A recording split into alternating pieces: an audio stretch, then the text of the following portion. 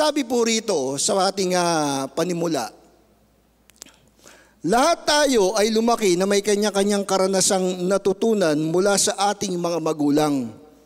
Maganda man ito o hindi, na nagsisilbing pundasyon ng buhay natin. Subalit habang tayo ay lumalaki, tayo ay natututo at nababalanse ang lahat ayon sa ating pagkaunawa sa sitwasyon. Ang salitang pag-ibig ang isa sa mga ito. Gayun din ang Diyos ay may mga pamamaraan kasi hindi pwedeng sabihin ng Panginoon na mahal kita o sa tao mahal kita pero sa pamamagitan ng salita lang. Hindi po magiging matibay yun. Kung sasabihin siya ng isang partikular na tao, mahal kita, pero hanggang salita lang. Ang Diyos po, hindi niya lang po sinabing mahal ka niya, meron po siyang pamamaraan, tangible ways, kung paano niya ipinakita ito. At makikita natin mamaya na ganito pala magmahal ang Diyos. Amen? Ganito pala kapag ang Panginoon ay nagmahal sa akin. Kaya pagkatapos itong session natin, itong service natin, paglabas mo dyan, hindi ka na malulungkot.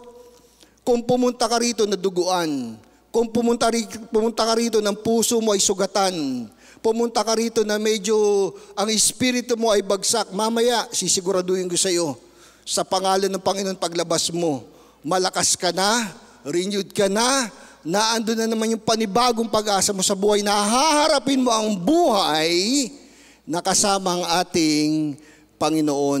Mamaya po yan. Gayon din ang Diyos ay may mga pamamaraan kung paano niya ipapayag ang kanyang pagmamahal sa kanyang mga anak. At ang mga ito ay nagpapakita ng kanyang dalisay at hindi matatawarang pagtingin sa bawat isa sa atin. Unang bagay na makikita natin dito, na pagmamahal ng Diyos kung paano niya ipinadama sa bawat isa sa atin.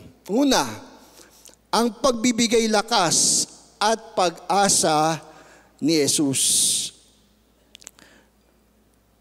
Iba't iba po ang pinagdadaanan natin sa buhay.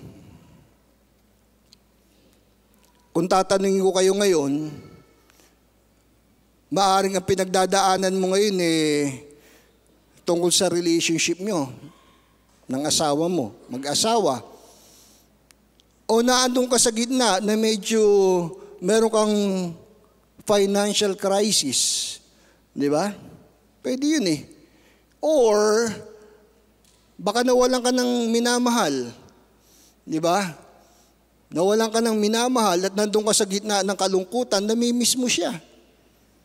O baka naman may nararamdaman ka sa katawan mo, na sabi ng doktor, kinakailangan pabiopsy mo yan para ma-determine natin kung ano ba talaga yan.